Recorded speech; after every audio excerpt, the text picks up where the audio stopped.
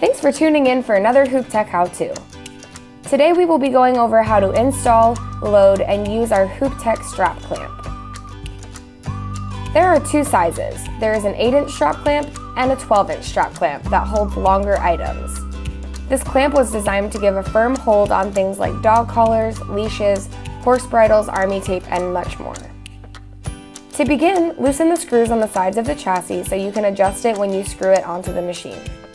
It will rest right on the sewing arm of your machine. When it is resting, tighten the screws to lock it into place so it doesn't bounce during production.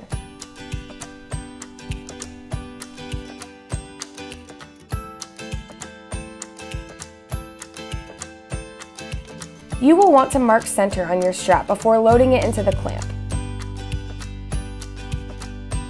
You will load one side under the clamp arm, pull the strap tight under the other arm, and close that one firmly. You can loosen and tighten the arms by twisting the latch. Make sure that the edge of the strap runs parallel to the white locator. With your strap clamp, you received an alignment wheel that will help ensure you sew in the middle of your strap.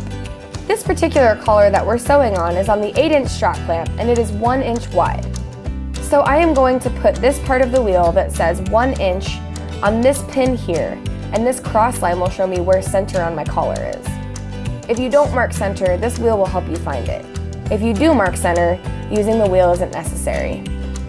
Now you can begin sewing. If a big part of your business is straps, collars, army tape, and things of that nature, this clamp will really help you increase productivity and efficiency. Thanks for watching this Hoop Tech How-To.